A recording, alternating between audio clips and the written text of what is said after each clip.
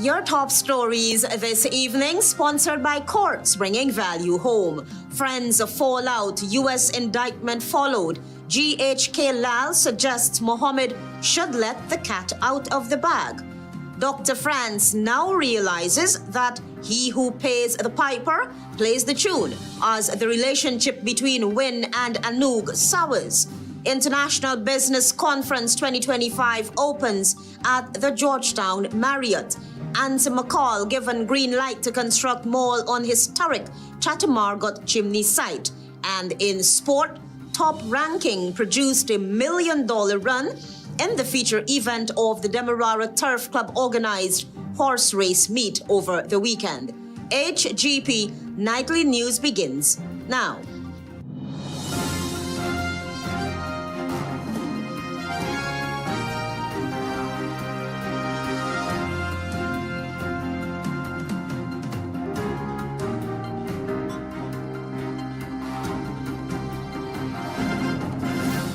Good evening to our viewers here in Guyana and online. I'm ALETHEA Grant with the Tuesday, 14th October 2025 edition of the HGP Nightly News. We'll tell you this evening that there is a suggestion from one political analyst that Azzuddin Mohammed and his father Nazir Mohammed stand a better chance by letting the cat out of the bag.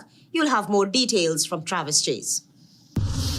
A key part, as stated in the United States indictment against Azzuddin Mohammed and his father Nazir Mohammed, is that they allegedly paid bribes to Guyanese government officials to facilitate shipments of gold.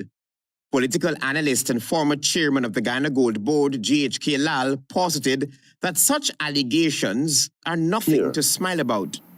There's a whole chain, a chain involving trusted people. People who know one another and have done business with one another.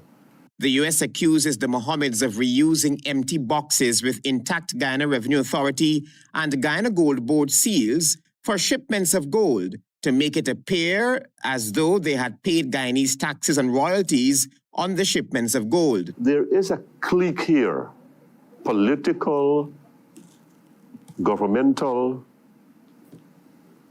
and further, that were involved in this gold smuggling, and it was a very tight one. The indictment disclosed that the shipment containing approximately US $5.3 million in gold bars shipped from Guyana by Mohammed's enterprise was seized at Miami International Airport on June 11, 2024. In and around the same day that the businessmen were sanctioned. The friends fall out, and here it is, you have these allegations, left with 11 charges, indictments. The former chairman opined that the Mohammeds, if the allegations are true, should let the cat out of the bag. They have the best knowledge of who their aiders and abettors were, who their godfathers and sponsors were, right? And so, if I were in their position, I would find ways to use that to my advantage. Travis Chase, HGP Nightly News. You can have your say, but I will have my say. I control the money, were the words allegedly uttered by leader of the We Invest in Nationhood Party as negotiations between its coalition partner grew bitter after the just concluded general and regional elections. Marvin Cato reports. Via verbal and in text messages that it is my MONEY that is funding this election campaign. That was former leader of the ANUG and United Guyana, Dr. Mark Defrance, in a revealing interview with Nightly News.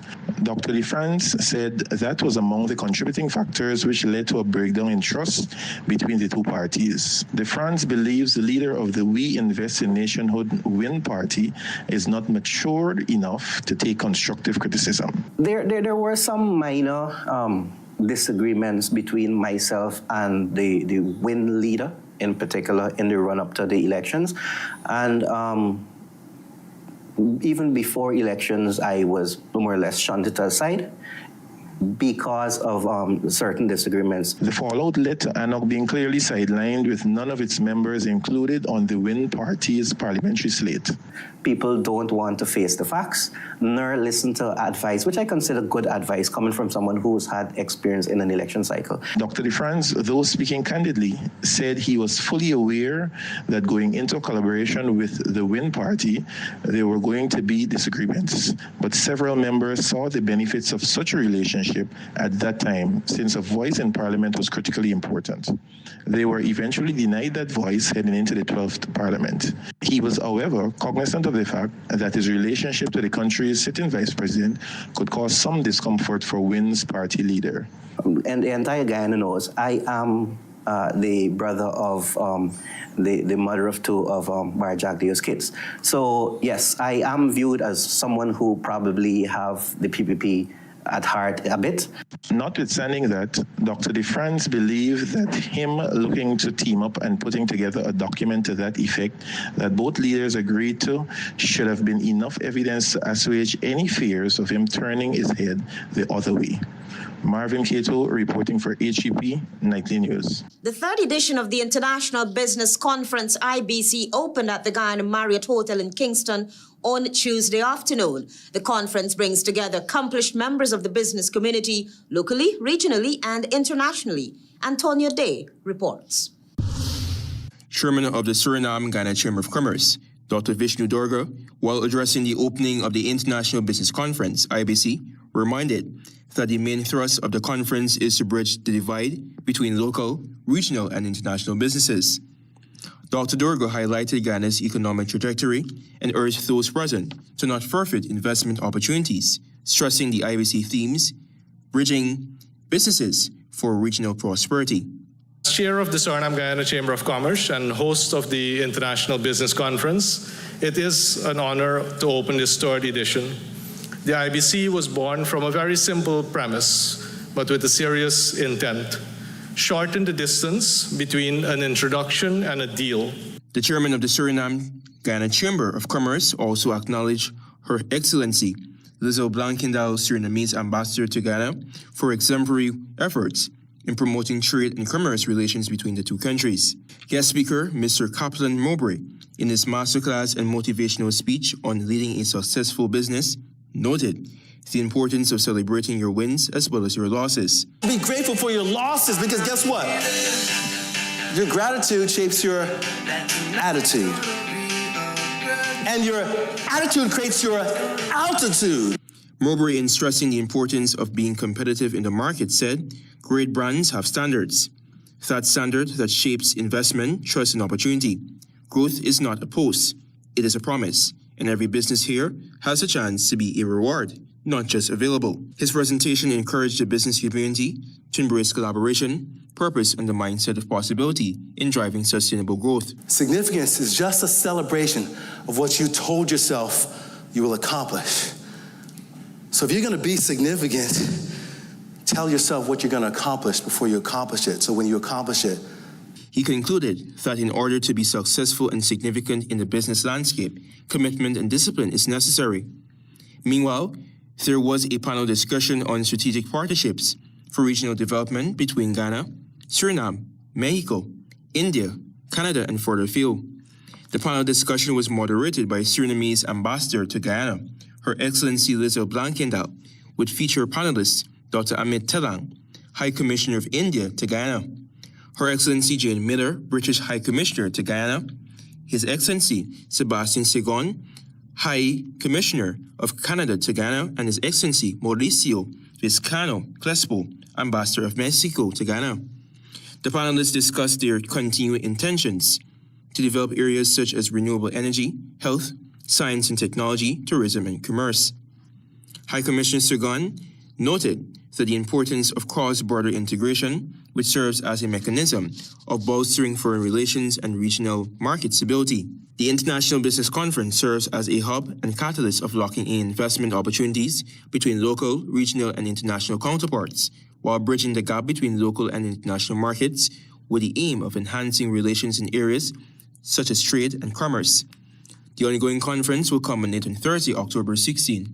Antonio Day reporting for the HGP Nightly News. Meanwhile, as a precursor to the opening of the highly anticipated International Business Conference, the 7th edition of Who's Who in Guyana Business Directory was unveiled Monday evening at the Guyana Marriott Hotel. Antonio Day has that story. Chairman of the Suriname-Guyana Chamber of Commerce, Dr. Vishnu Durga, said that the 2026 edition of the Who is Who magazine cover captures the true spirit of connection in the business consortium. The IBC is really making the who's who real, bringing all these people on the pages to life. We also want these printing companies to be able to offer more services here, and this is what we also tell our Caribbean brothers and sisters, come and invest here as well. The business directory specifically serves organizations seeking to invest in building and/or expanding various forms of strategic alliances in Guyana. It is organized by economic sectors and provides a customized layout of company profiles, contact information, and photographs of key players within the organizations.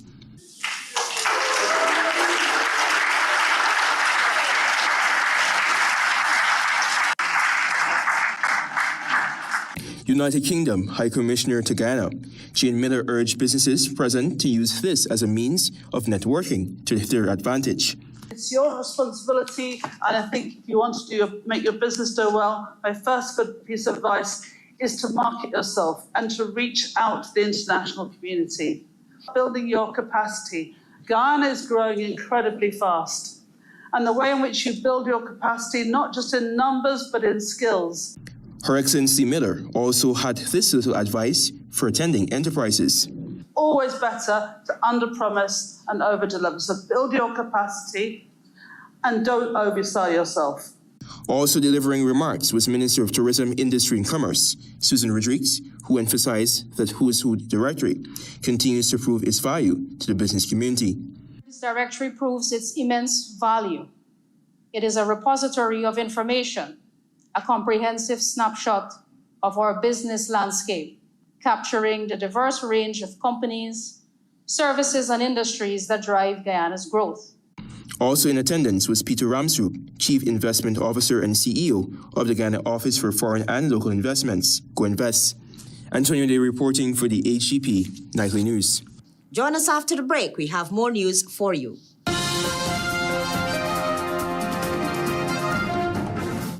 Make home yours every day with Courts. Everything you want. Make home yours anytime with Courts. Oh yeah, yeah, yeah, yeah. Ooh, oh, oh. Get value for your money.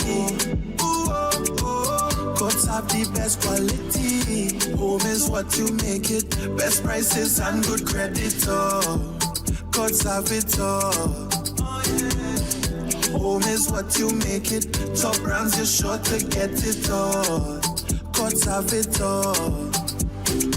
Courts has what you need to make home yours. You can get it all with easy payment plans using Courts Ready Finance. Courts, make home yours. Welcome to SNL Electrical Inc., where lighting and electrical needs are met with expertise and style. From the latest in electrical lamps to durable cables, circuit breakers, panels, we have it all. Illuminate your space with our elegant chandeliers, stunning crystal lights, and versatile pole lights.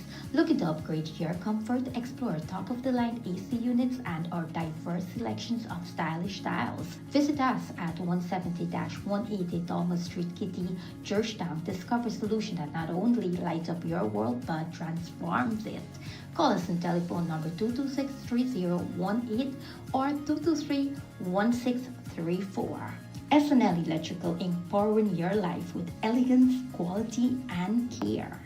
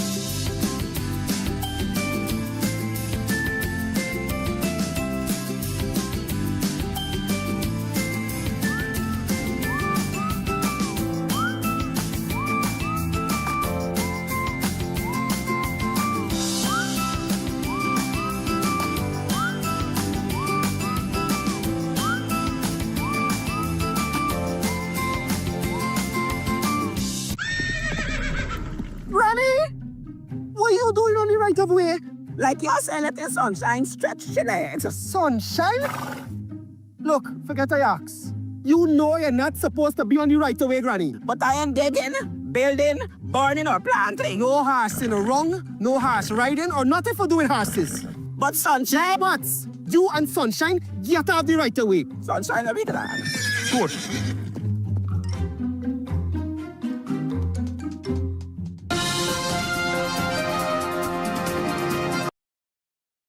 Thanks for staying with us as we continue. The Director of Public Prosecution has ordered a further probe into alleged bribery at the CHATEAU International Airport. 2 police ranks have since been transferred. Travis Chase reports.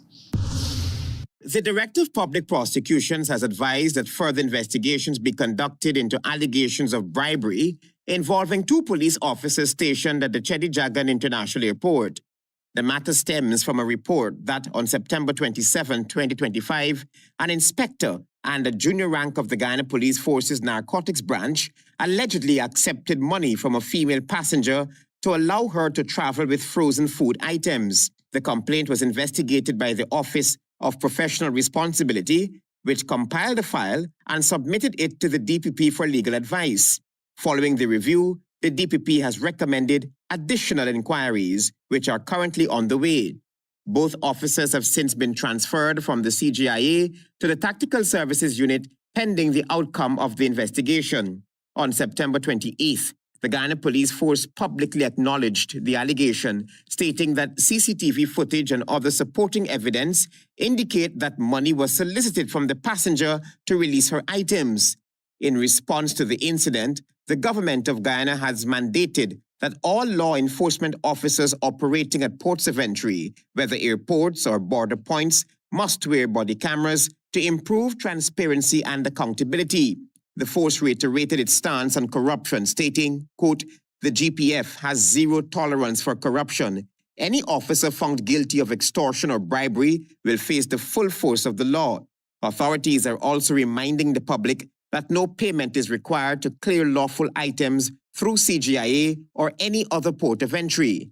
Anyone who is asked for money in such circumstances is urged to file an immediate report with the nearest police station. Travis Chase, HGP Nightly News. Developmental works are in progress for a state-of-the-art mall in the compound of the MARGOT Chimney, a historical site located on the east coast of Demerara. Here is more. On Friday, the CHATEAU Margot historical site that houses the historic CHATEAU Margot Chimney will come alive as recent upgrades to the area has revealed that the Trinidad-based beverage company MCAL has received the green light by government to build a mall on the historical site. The site falls under the National Trust of Guyana. The CHATEAU Margot Chimney is located in the community of CHATEAU Margot on the east coast of Demerara. It is approximately 12.8 kilometers or 8 miles away from the city of Georgetown. It was believed to be built on July 1, 1889, since that date was inscribed on the clay brick structure, making it one of the oldest chimneys in the country. It was a part of a larger structure on the sugar plantation and reportedly one of 3 chimneys. The chimney was believed to have been built by a Boxonian bricklayer named Antonio Gordon.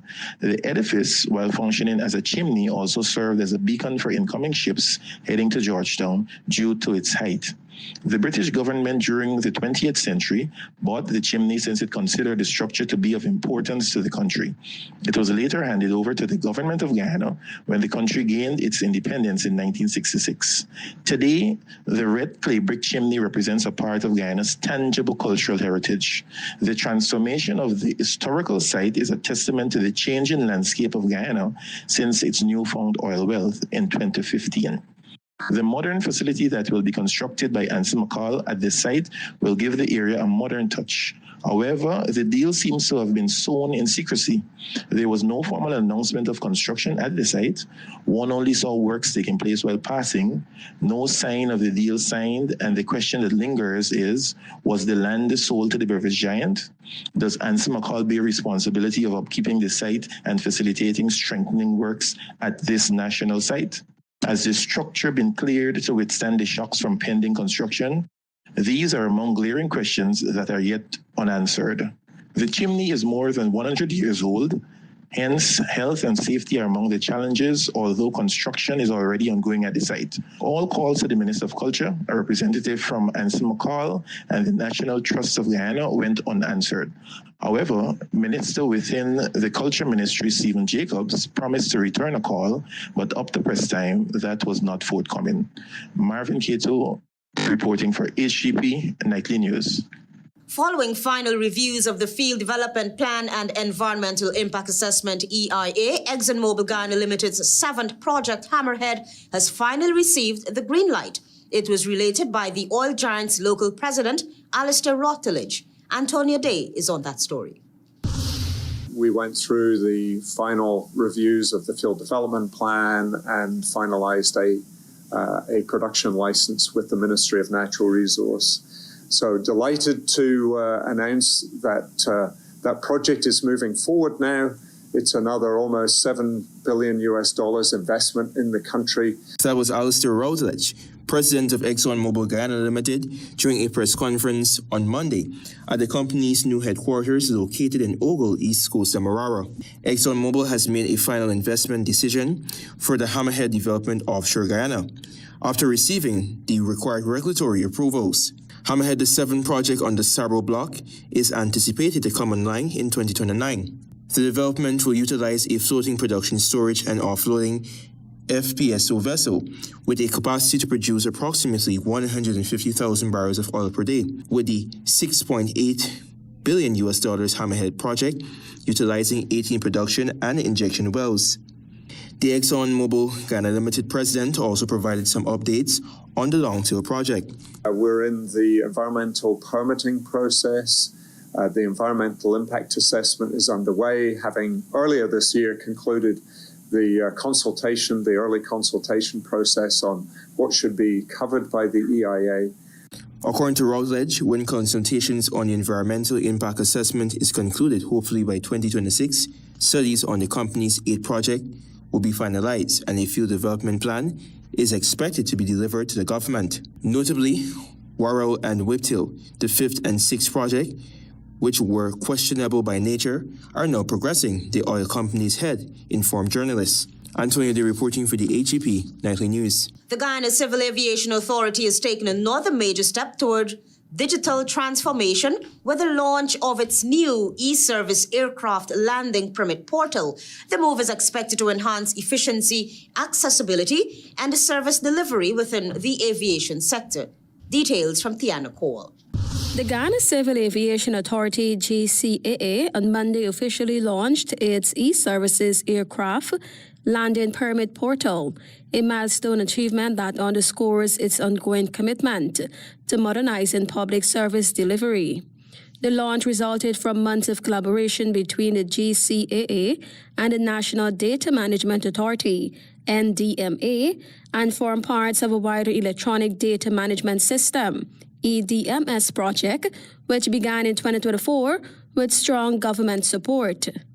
Minister of Public Utilities and Aviation Deodat Indar described the online platform as a game changer for the aviation sector, making it easier and faster for stakeholders to interact with the authority. But it is a step in the right direction, because once one aspect of service that interfaces with the aviation world is offered by the Civil Aviation Authority and it works well, it will creep in.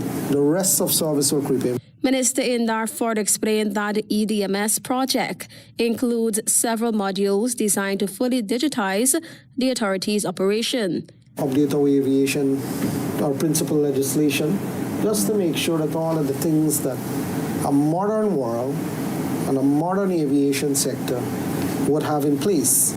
The first phase of the project focused on creating an electronic filing system, converting thousands of paper records dating back to 2000 into digital format. The second phase introduced a Human Resources Management Information System, HRMIS, now 95% complete. This system allows staff to manage payroll, leave, and performance records online with pay slips sent electronically through email or WhatsApp. The third module, nearing completion, will allow for online applications for drone operations, a vital step in streamlining the growing number of drone permits processed each year. Director General retired Egbert Field hailed the initiative as a transformative one that demonstrates the authority's dedication to modernization and excellence. The unwavering commitment to ensure that the public service are both accessible and efficient for all stakeholders. The new e-services portal allows aircraft operators worldwide to request, process, and receive landing permits electronically, eliminating the need for hard copy forms, manual approvals, and physical signatures. Tiana Co reporting for the HGP Nightly News. We have more news. Stay tuned. Planning a cleanup? We can help. Sevon's Waste Management skip bins can be provided for home renovation projects, yard cleanup, or construction project. It's simple. Step 1, give us a call. Step 2, we put down the bin. Step 3, load it up with all of your junk. Step 4, we take it away. That's simple. Bins are also available in various sizes, so there is no job that is too big or too small. Call Sevon's Waste Management today at 218-1455. Make home yours every day with Courts. Everything you want. Make home yours anytime with Courts. Oh yeah, yeah, yeah, yeah. Ooh, oh, oh. Get value for your money. Ooh, oh, oh. Courts have the best quality. Home is what you make it. Best prices and good credit. Oh, Courts have it all. Home is what you make it. Top brands, you're sure to get it all. Courts have it all. Courts has what you need to make home yours. You can get it all with easy payment plans using Courts Ready Finance. Courts, make home yours. This Saturday and Sunday, come down to Gafour's all-new Home and Office Center, upstairs of the MacDo Mega Complex. We got everything to fix up your place. Recliners, TVs, refrigerators, chandeliers, kitchen appliances, fitness equipment, outdoor furniture, toys, back-to-school bags, all under one roof at prices you can't beat. We open Saturday from 7:30 to 4 and Sunday from 9 to 4. And hear this, you getting 10% off store-wide every Sunday. So don't miss this opportunity to save big. Call 223-9896 or come down this weekend to Gafour's all-new Home and Office Center, upstairs of the MacDo Mega Complex. Gafour's, the name you can trust. See you there.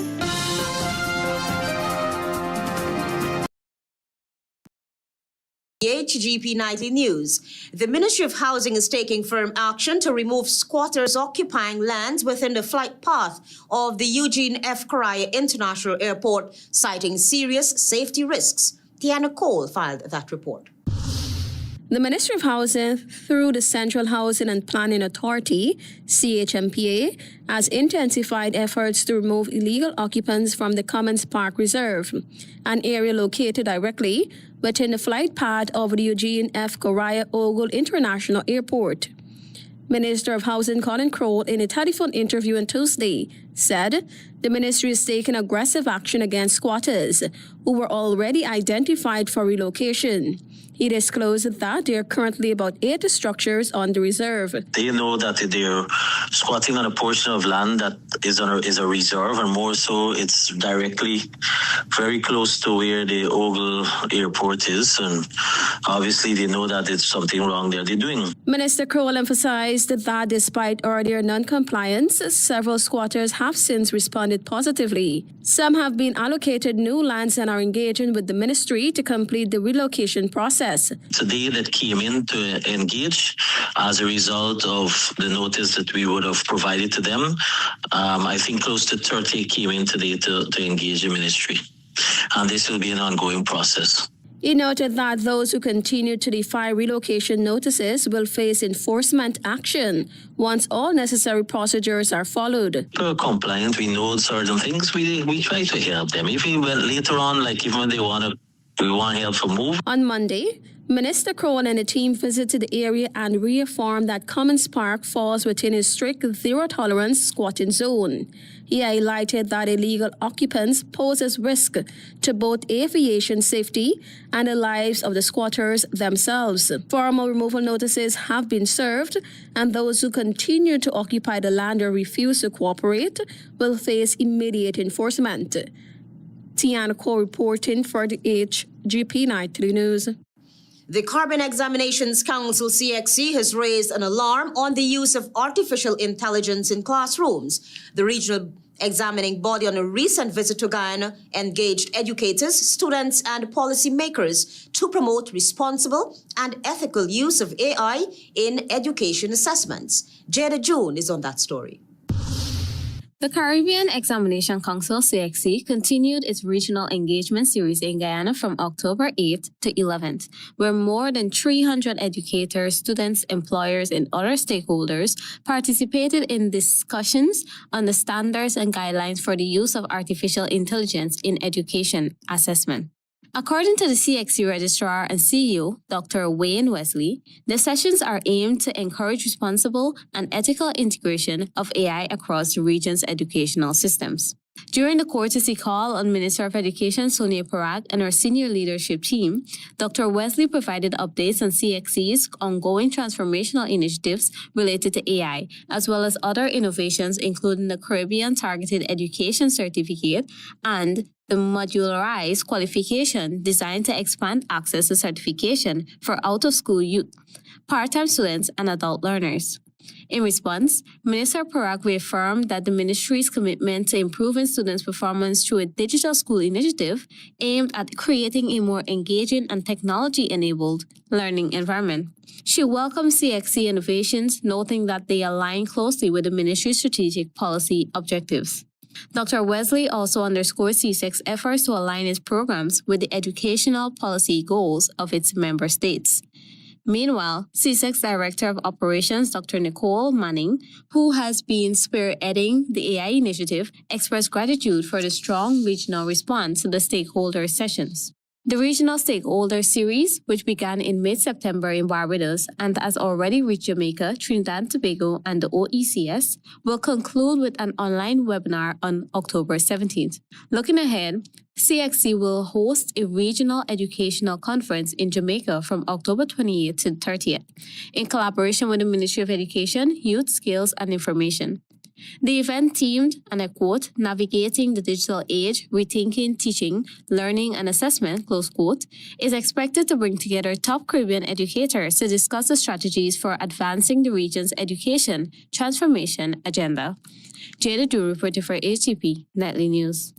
As World Standards Day is observed on October 14 annually, the Ghana National Bureau of Standards has joined stakeholders worldwide to celebrate the occasion, which coincides with National Quality Week, observed from October 12 to 18. Here again is Jada June.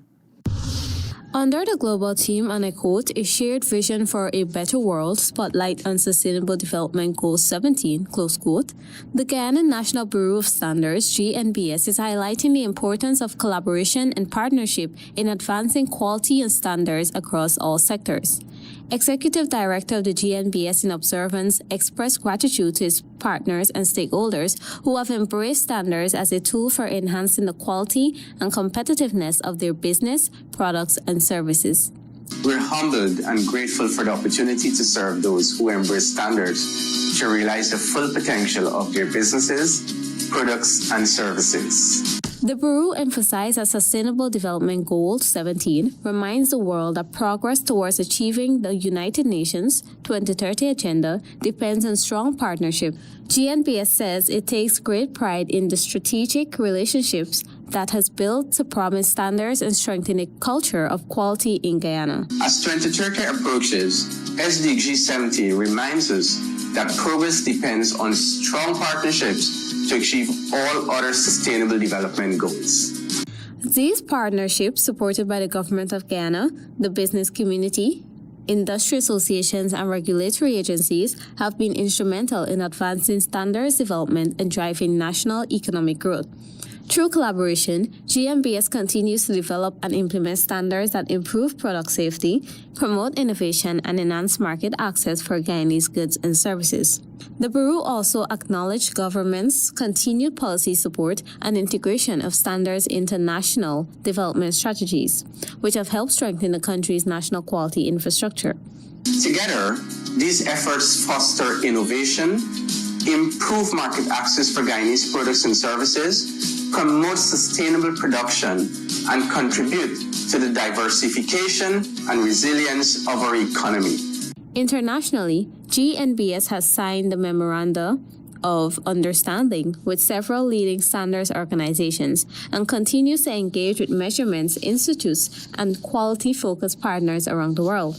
These alliances, the Bureau noted, support Guyana's transformation and progress towards the Sustainable Development Goals. As part of the National Quality Week 2025, GNBS has organized several key activities. These include a speech competition for secondary schools in Region 2 campaign, the GMBS Long Service Award ceremony honoring dedicated staff, and a stakeholder session to be held at the International Business Conference on October 15th.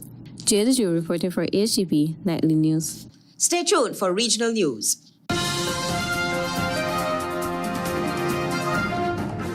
Live the island dream. It's your chance to be one of over 100 winners in the Island Dream promotion. Win your share of more than $1 million in cash and prizes, plus 2 all-inclusive weekend staycations for 2. And that's not all. Score coolers packed with Buster, Turbo, Altitude, and Viva. Just buy any can or bottle of Turbo, Buster, Altitude, or Viva. Find the code starting with BB, then visit at Buster Guyana or Turbo_Caribbean on IG or Facebook for details. The Island Dream, get money. Live the island dream. Granny, what you doing on the right of way? Like you're saying let the sunshine stretch your legs. Sunshine? Look, forget I ask. You know you're not supposed to be on the right of way, Granny. But I ain't digging, building, burning, or planting. No horse in the wrong, no horse riding, or nothing for doing horses. But sunshine? But you and Sunshine get out the right of way. Sunshine, I'll be glad. Good. So yeah, I was watching the game last night. Oh gosh, is these Valerie people again? Hello everyone. Hello. I'm with the Ministry of Health, here to distribute our annual Filaria tablets. So wait, like if every year y'all share these tablets? Why so often? That's a very good question. Filaria is spread in mosquitoes, and the worm can live inside you for many years. Taking a tablet once is not enough to stop them. That's why the program provides them every year to break the cycle of transmission. So how come people still get Bigfoot and Goody after taking this pill? Yeah. The Bigfoot and the Goody is not caused by the tablets. It's disease itself. See, filaria, it actually damages the lymphatic system over time, which causes scrotal swelling and Bigfoot. The pills actually prevent that by stopping the worms before they cause permanent damage. Oh. So it's really about all of us. Not just one person? Exactly. By each person taking their dose, we move closer to eliminating filaria from Guyana. Alright, well, we'll take ours today. Yeah, I think that's the right thing to do. We'll take ours. Remember, everyone in your household needs to take the tablet too. That's how we protect families and our whole community. We are talking about filaria gonna get knocked out. TKO.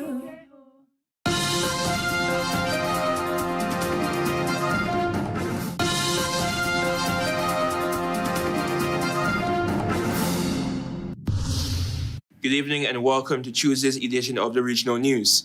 I am Antonio Day. We begin with news in Trinidad and Tobago. Finance Minister Devendra Tanku revealed that Caribbean Airlines, CAL, has spent over $60 million TNT on audits without submitting a single audited financial statement to the Ministry of Finance in over 9 years. This was shared during his budget presentation for the Kamla Cesar administration. Tanku criticized former Finance Minister Com Imbert for approving funds for CAL in 2017, 2018, 2019, and March 2025, despite the lack of audited accounts. He claimed that this led to a decline in efficiency and accountability, turning CAL into a national liability. In related news, Caribbean Airlines confirmed the immediate resignation of CEO Garvin Madeira, with COO Nirmala Ramai stepping in as acting CEO. Minister Tanku also mentioned new tax measures highlighting the strong performance of commercial banks and insurance companies.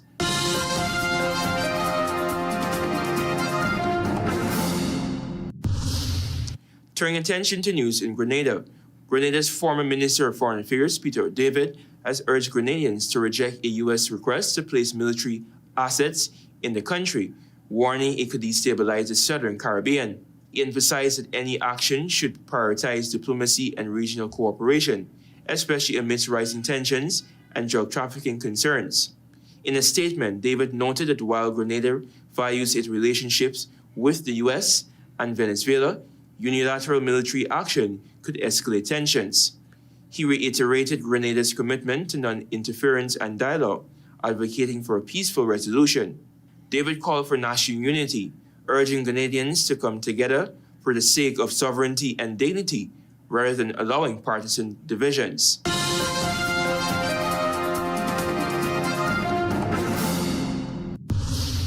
And finally, with some international news.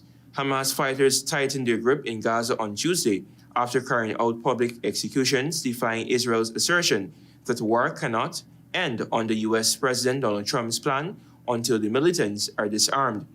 In a stark assertion of the group's return, fighters executed men they accused of collaborating with Israeli forces. In one video circulated late on Monday, Hamas fighters dragged 7 men into a circle of people in Gaza City, forced them to kneel and shot them from behind. A Hamas source confirmed the authenticity of the video. Gaza residents said fighters were increasingly visible on Tuesday, deploying along routes needed for aid deliveries. Palestinian security sources says that dozens of people have been killed in clashes between Hamas fighters and rivals in the recent days. That has brought us to the end of the regional news. I'm Antonio Day. Goodbye for now.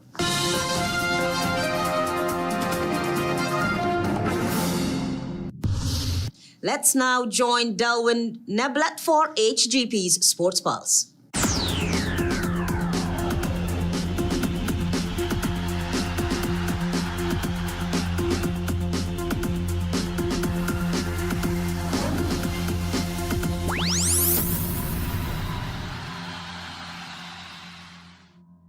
Good evening, Guyana. I'm Delwyn Neblet with your HGP TV Sports Pulse for today, Tuesday, October 14, 2025. We begin tonight with football. Action resumed in the Blue Waters Shipping Under-15 Girls National Secondary Schools Championship with 3 fixtures in Linden on Saturday. The first match was a keenly contested 2-1 victory for Christianberg Wisma Secondary over Mackenzie High. Tanisha David scored once for Mackenzie as Renessa Stellingberg and Natalia Huntley each scored once in a winning effort.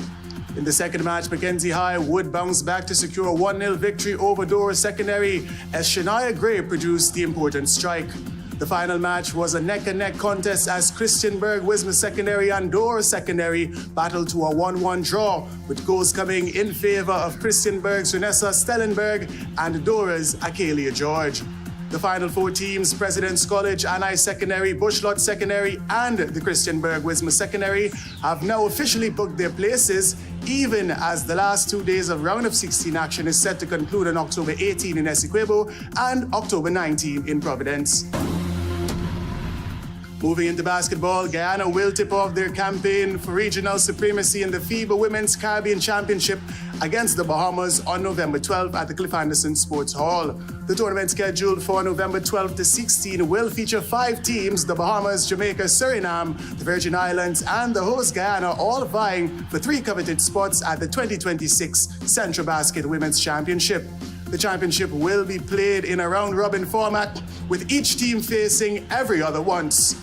At the end of the group stage, the top 3 teams in the standings will advance to next year's Central Basket. Into horse racing, Top Rankin produced $1 million run in the Demerara Turf Club organized feature race during its day of Gymkhana and racing in Mocha Village on Sunday. The big box race was scheduled to feature 3 horses. However, an injury to Risky Affair meant that the spotlight would fall on the much anticipated duel between World Boss and Top Rankin. Tragedy struck as World Boss slipped on the second turn, unsettling the jockey and eventually dismounting him. Top Rankin would then ease across the line uncontested to take the $1 million top prize. In race 1, L2 competitor Rude Boy secured a commanding victory, followed closely in second by Spice, as Secret Death finished third. Race 2, featuring horses in the L3 and lower classes, saw Damage Control assert his dominance, edging out strong challengers Hardell and Magnum. The other race on Sunday's card showcased a thrilling finish as Kiss overtook Monica Time to claim the top spot. Into golf, Guyanese golfers dominate in Paramaribo as the DSB Suriname's Invitational came to a close on Sunday. After 2 days of competition, Guyana's 13-time national golf champion Avinash Prasad was crowned the overall winner of the 2025 DSB Suriname's Invitational, while Patanjali Prasad won the B-class category with compatriot Chet Bowling finishing second. Guyana's Eureka Giddings took second place in the F-class category, as another Guyanese, Chanela London, finished third place in the E-class category, while also winning the best gross for females and the longest drive titles on both days. In cricket, India proved to be too much for the West Indies as they secured a clean sweep in New Delhi, winning the final test in the first session of Day 5. Requiring just an additional 58 runs at the start of play, the West Indians showed good character as Roston Chase picked up the wickets of Sai Sadasan and Shubman Gill. However, KL Rahul, unbeaten on 58, and Dhruv Durrell on 6 would secure the commanding 7-wicket victory and a clean sweep for the home side in the 2-test series. The player of the match was awarded to Kuldeep Yadav for his 8 wickets in the match, as the player of the series award was presented to Ravindra Jadeja. Earlier in the series, India won the first test in Ahmedabad by a comprehensive margin of an innings and 140 runs, as the West Indies' recent batting woes continued in the subcontinent. And finally, New Amsterdam Stadium nears completion. The New Amsterdam Synthetic Track and Field Stadium is now approximately 85% complete, according to recent inspections conducted by the ministers responsible for the Ministry of Culture, Youth and Sport, the Honourable Charles Ramson Jr. and the Honourable Stephen Jacobs. On Sunday, October 12, 2025, the ministers visited the construction site and were accompanied by representatives of Rigupol, the German firm assigned to install the synthetic track. The installation is expected to be a 6-week process, scheduled to commence on October 20. The facility will adhere to international standards, enabling it to host high-level track and field events. Regarding the football pitch, most works are near completion except for the laying of the grass, which Minister Ramson noted will be done last to preserve the integrity of the field. Infrastructural works also continue on the parking lot, driveway, and fencing surrounding the stadium. The construction of new stands remains pending, as purchases for these have not yet been finalized. If no further major disruptions occur, the facility is expected to be ready for use by the end of November 2025. That's it for this edition of the HGP TV Sports Pulse. I'm Delwyn Neblett, reminding you to stay in the game. Friends of fallout, U.S. indictment followed. GHK LALL suggests Mohammed should let the cat out the bag. Dr. France now realizes that he who pays the piper plays the tune, as the relationship between WIN and ANUG sours. International Business Conference 2025 opens at the Georgetown Marriott. ANSA MCAL given green light to construct mall on historical MARGOT CHIMNEY site. And in sport, Top Ranking produced $1 million run in the feature event of the DEMERARA Turf Club organized horse race meet over the weekend. Those are our major headlines. For these stories and more, please go to our website. It's www.hgptv.com. I'm ALETHEA Grant. Thanks for watching.